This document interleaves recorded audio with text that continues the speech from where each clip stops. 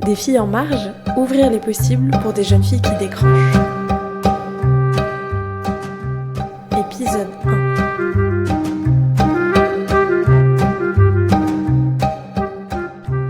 C'est un podcast pour explorer le rôle du genre dans les parcours de décrochage scolaire. Est-ce que les filles décrochent autant que les garçons ? Est-ce que leurs parcours sont les mêmes ? Et pour raccrocher, est-ce que ça se passe de la même manière ? À la Mission régionale d'information sur l'exclusion, la MRI, en Auvergne-Rhône-Alpes, à partir de novembre 2023, nous avons mené une recherche-action autour de ce questionnement. Et nous souhaitons vous faire entendre cette recherche. Les acteurs et actrices qui y ont contribué, l'action qui a émergé de ce diagnostic et l'expérimentation de cette action grâce à 2 partenaires qui ont souhaité se lancer avec nous. Un petit point de définition s'impose. Vous allez beaucoup nous entendre parler de décrochage et de genre, et il nous semble important de vous dire rapidement à quoi ces notions font référence. Quand on parlera de décrochage ici, on fera référence à la définition institutionnelle en vigueur en France aujourd'hui, c'est-à-dire l'interruption d'une formation secondaire avant d'avoir obtenu le diplôme correspondant à cette formation. Et le genre alors ? C'est le système social qui organise une hiérarchie entre femmes et hommes. Ce sont les normes, les inégalités, les attendus sociaux, les assignations. Le genre est donc une structuration binaire de la société dans des rapports de pouvoir. De nombreuses chercheuses et chercheurs étudient ces sujets et montrent par exemple qu'on n'a pas les mêmes attentes envers les petits garçons et les petites filles. On va avoir davantage tendance à complimenter une fille sur son apparence, à l'encourager à se modérer, à être câline, à exprimer ses émotions. A l'inverse, on tolère davantage des garçons qu'ils expriment des désaccords ou de la colère. On les encourage à explorer leur environnement, à aller jouer dehors. Le genre joue aussi dans l'expérience de l'école. Souvent sans que cela soit conscientisé, les interactions qu'ont les enseignantes et enseignants avec les élèves sont différentes selon s'il s'agit de filles ou de garçons. Cela participe à construire des parcours scolaires différenciés, qui prépare notamment davantage les filles au respect et à l'intériorisation des normes de l'école.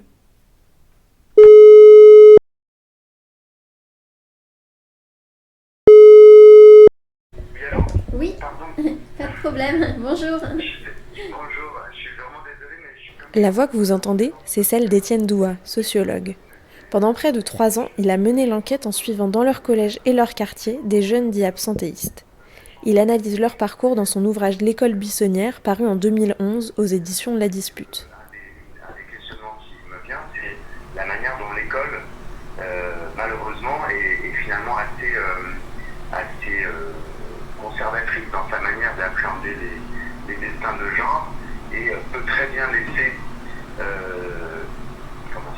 s'accentuer, se poursuivre des destins différenciés hommes, filles, garçons, filles dans certaines filières, garçons dans d'autres. L'école qui est pourtant prompte à donner des leçons parfois aux familles populaires, paradoxalement est assez tiède finalement sur ces interventions en matière de rupture avec les stéréotypes. Bon, ce que j'ai repéré aussi, mais ça qui est très cohérent avec les collègues qui ont travaillé sur les violences scolaires, les questions de harcèlement et autres, c'est effectivement des traitements différenciés de l'institution à transgression égale entre filles et garçons. C'est-à-dire que effectivement on va avoir tendance en fonction du sexe à dramatiser ou dédramatiser.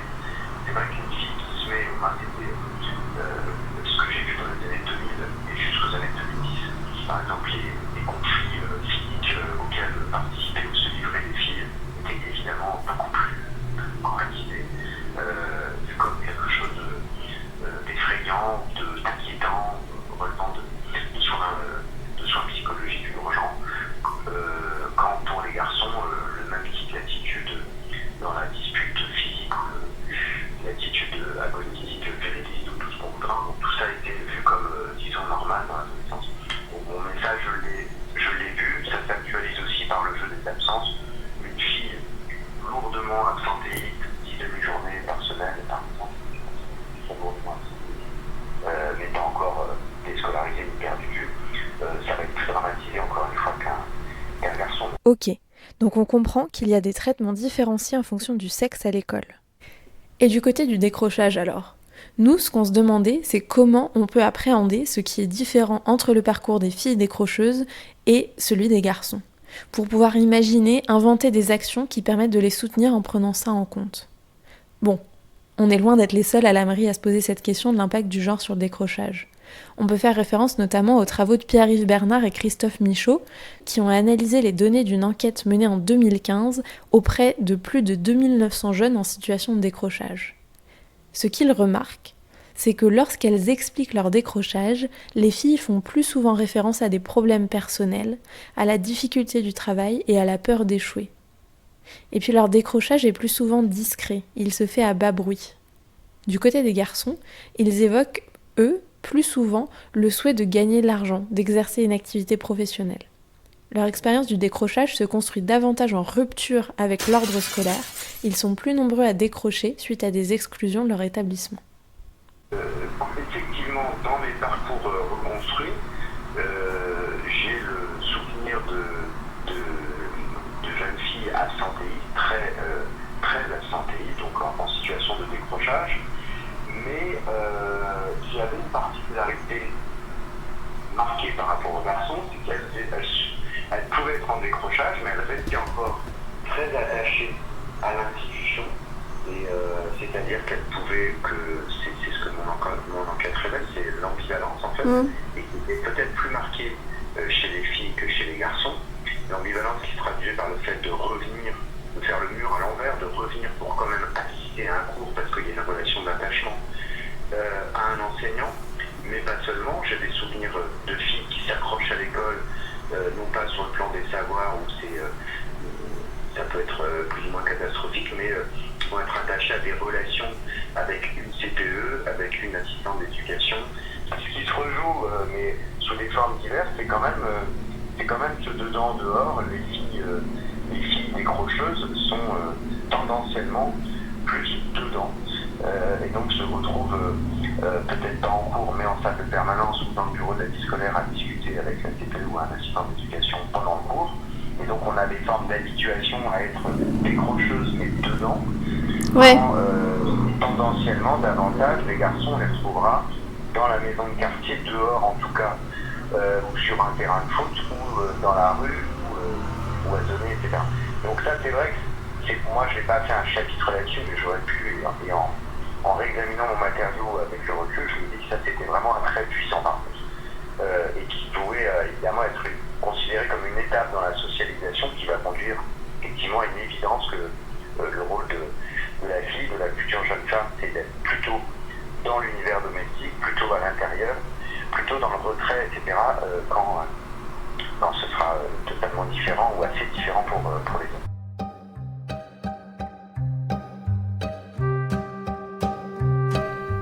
Mais en fait, pourquoi on tient à travailler cette question à l'AMRI ? Nous, l'AMRI, on est une association de lutte contre la précarité et la pauvreté fondée au début des années 90 à Lyon. Notre mission, c'est de produire des connaissances qui soient mobilisables pour l'action. On est convaincus que pour agir efficacement, il faut mieux connaître ces phénomènes et le faire notamment à partir des premiers et premières concernés. Ce sujet du décrochage scolaire des jeunes filles, il nous parle particulièrement parce qu'on voit un lien avec la lutte contre la pauvreté.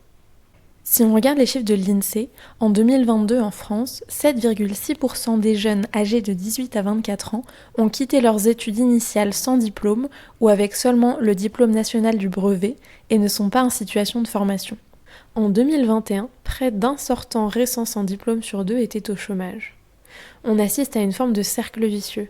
La précarité, les conditions de vie qui y sont liées viennent renforcer le risque de décrocher. Et puis l'école ne parvient pas à pallier à ces inégalités. Quand on est décrocheur ou décrocheuse, on a davantage de risques de se retrouver ou de voir s'aggraver une situation de précarité.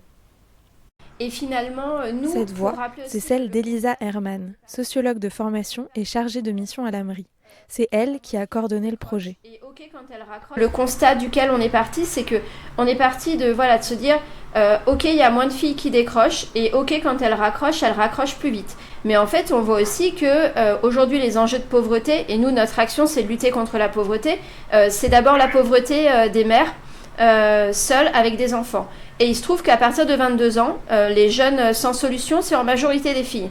Donc en fait, il n'y a pas de hasard. Ce qui se passe, c'est que les jeunes qui décrochent, en tant que filles, celles qui ne raccrochent pas, elles sont plus loin, elles deviennent mamans, et après, une partie d'entre elles bascule dans la pauvreté. Donc nous, on pense qu'il faudrait agir plus tôt, de manière un peu décalée, parce qu'elles font pas face aux mêmes difficultés que les garçons. Ok, donc on commence à comprendre que décrocher quand on est un garçon, c'est pas tout à fait pareil que décrocher quand on est une fille. Il semble y avoir des raisons différentes qui poussent les filles à décrocher, et les modalités mêmes de leur décrochage s'éloignent de celles des garçons. Donc, comment on peut penser ensemble les enjeux du genre et ceux du décrochage ? À la mairie, on a commencé à imaginer un projet qui nous a amenés à réfléchir avec des professionnels investis auprès de jeunes sur 2 territoires de la région. Le territoire de Loriol, dans la Drôme, et celui de Rieux-la-Pape, dans la métropole de Lyon. Des professionnels des rectorats de Lyon et Grenoble, de la prévention spécialisée, du Centre d'information sur les droits des femmes et des familles, de missions locales, ont réfléchi avec nous. Il nous semblait primordial de commencer par observer le plus finement possible ce que vivent les filles que nous rencontrons chacune et chacun sur le terrain. C'est ce que nous avons fait lors de 2 temps collectifs. Vous allez entendre ici des extraits de ces temps, ainsi que 2 portraits de jeunes filles rencontrées par la mairie au cours de travaux précédents. Alors, commençons par le début. Du côté des filles, quel type de parcours ? Moi, c'était... Bon, il y a quelques Kevin Magnier, responsable académique de la plateforme de suivi et d'appui aux décrocheurs au rectorat de Grenoble. On va dire une structure MLDS, donc une élève de 16 ans, on va dire assez avec une catégorie socio-professionnelle assez classique, une vie en campagne, mais avec beaucoup de difficultés scolaires, une élève qui avait beaucoup de 10, qui était en échec en fait au niveau de sa scolarité, et du coup qui a été orientée un peu par défaut sur une seconde, si j'ai des souvenirs c'était une seconde professionnelle, mais je pourrais plus dire en quelle section c'était. Elle avait beaucoup de difficultés, elle avait un mal-être lié surtout à la confiance en soi. En fait, elle avait un gros manque de confiance en elle et ça bloquait forcément beaucoup sur les orientations derrière. Donc, moi, du coup, la jeune fille, quand je l'ai... Vanessa Pérez, coordinatrice du réseau d'accueil citoyen bénévole du CIDFF de la Drôme. Quand je l'ai rencontrée, elle avait 19 ans, au moment où elle m'a été orientée. Donc, en fait... la collègue qui m'a contactée de l'école de la deuxième chance, en fait, c'était dans le cadre d'une mise à l'abri. Cette jeune fille, au moment où je la rencontre, elle vit au domicile de son père et de sa belle-mère. En fait, c'était une jeune fille qui a vécu beaucoup de périodes de rupture, en fait. C'est-à-dire qu'elle a vécu dans un premier temps chez sa mère, une certaine période, chez son père, puis il y a eu un placement, puis à ses 18 ans, elle est revenue chez son père. Et en fait, le parcours scolaire, il est fait de toutes ces ruptures avec des changements de département. Enfin, voilà, donc elle a eu une période de déscolarisation quasiment à partir de la fin du collège. Maya a 17 ans quand elle est rencontrée dans le cadre de la garantie jeune. Elle a arrêté en 2e année un CAP coiffure et elle a à la fois des problèmes de santé, notamment de dos, et une grande démotivation, y compris par rapport à la garantie jeune. Ses amis lui demandent ce qu'elle fait, pourquoi elle y va, etc. Par contre, elle a besoin d'argent, notamment pour aider sa mère. Suite au décès de son père, sa mère et ses frères et sœurs se sont sédentarisés, mais ils vivaient auparavant en caravane. Elle voit qu'elle a évolué. Elle dit « Je suis plus la gamine qui tous les samedis va rejoindre ses potes faire un foot et faire que des conneries. » Et ce notamment parce qu'elle a l'impression de se ranger en ayant un projet conjugal et un projet de maternité. C'est un refuge dans lequel elle se voit se construire. Elle nous dit « Je me marie au mois de juillet, ben voilà, avoir ma petite fille, profiter avec mon mari et envisager d'avoir des petits, nous, quoi. » Pour Lali, donc c'est... une jeune femme, quand elle est rencontrée, elle est en contrat aidé en crèche et en fait elle fait un bilan avec la chargée de mission de la mairie qui accompagne le projet. Elle fait un bilan de ce contrat d'insertion qui est plutôt négatif. Elle a du mal quand même à se sentir bien dans cette expérience professionnelle. Elle notamment avec des problèmes avec ses collègues, parce que finalement, en crèche, elle se retrouve à travailler plutôt avec des femmes qui sont beaucoup plus âgées qu'elle, et elle n'arrive pas à s'intégrer vraiment. Elle vit toujours avec ses parents. Il y a eu des situations familiales qui ont pu être difficiles et qui ont amené une thérapie familiale dont elle garde pas du tout d'ailleurs un bon souvenir, qui est vraiment quelque chose qui la rebute en fait, qui fait qu'elle n'a pas tellement envie d'aller vers les psys. Elle a, ça se passait pas bien en établissement, donc elle avait ensuite retenté le bac par le CNED, mais elle a échoué. Elle parle de difficultés personnelles qu'on peut imaginer comme familiales, mais on ne sait pas trop. Et puis, en fait, elle est surtout vraiment... le seul truc qui l'a fait tenir, c'est sa relation avec son petit ami, avec lequel elle projette de se marier. Et finalement, on a l'impression que c'est surtout là-dedans qu'elle se construit. Au fur et à mesure des échanges, certains éléments communs à plusieurs parcours de filles sont ressortis.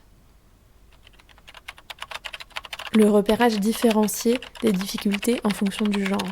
Chez les garçons, Une professionnelle en mission locale. les situations de 10 sont beaucoup plus visibles, accompagnées. Et les filles, je sais pas pourquoi, j'ai des jeunes femmes où du coup elles ont travaillé, elles ont bossé comme elles ont pu, elles ont passé les classes.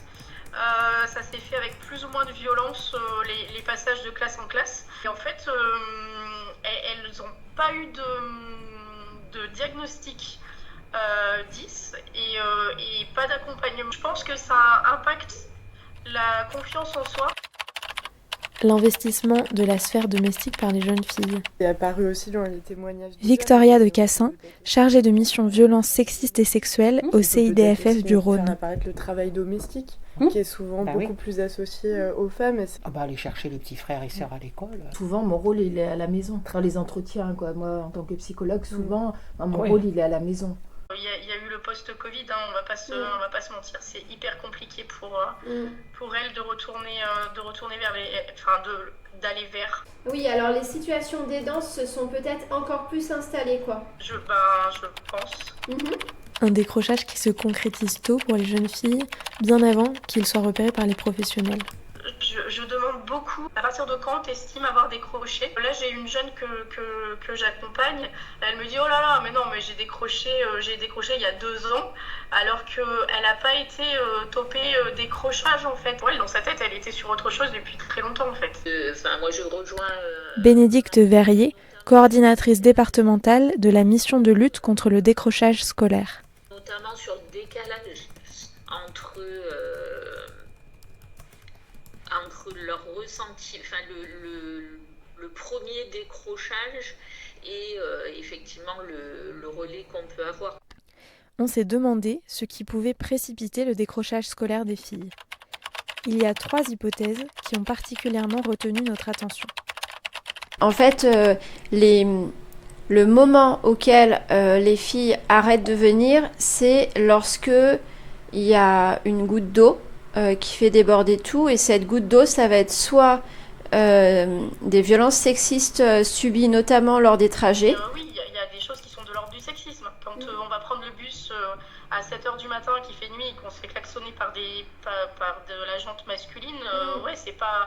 Ça fluidifie pas le truc pour aller au lycée ou au collège, quoi. Soit la longueur des trajets réalisés pour aller au CFA ou au lycée. Donc ça se passe entre le collège et le lycée. Si on est déjà en zone rurale, que l'arrêt de bus il est encore 10 minutes, 15 minutes à pied, et que j'ai pas le parent le matin qui lève pour amener la jeune au bus, voilà, c'est compliqué. Soit le moment d'orientation subie vers une formation qui ne leur convient pas, n'était pas souhaitée, et soit qu'elles sont mal accueillies se sentent mal accueillies dans cette formation, soit que voilà. Et puis un enjeu en particulier nous a semblé important à travailler. Ça doit dater de Florence Jacques, directrice du CIDFF de la Drôme. Il y avait 2 professionnels qui m'avaient contacté avec comme problématique le décrochage et la suite au décrochage, qui allait trouver une solution avec un copain, une vie de couple et une grossesse. Ouais. Et justement, c'est quelqu'un qui était venu nous chercher. Donc moi, à ce moment-là, je faisais beaucoup d'interventions sur la prévention, sur l'égalité, etc. Et en fait, la question, c'était pourquoi ces jeunes décrocheuses arrivent à trouver comme seul projet une vie de couple et une maternité. Elles font pas face aux mêmes difficultés que les garçons. Elles font face à une espèce d'Eldorado, de solution magique de la maternité.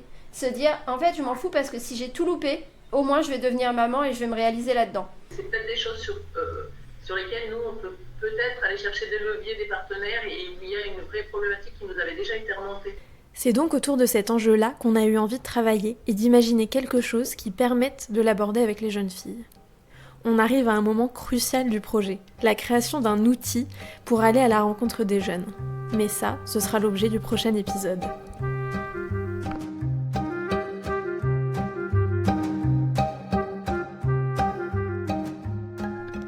L'AMRI tient à remercier chaleureusement Étienne Doua ainsi que toutes les professionnels et les structures ayant participé à la démarche. Nous tenons également à remercier les jeunes rencontrés autour de nos différents travaux avec qui nous avons beaucoup appris.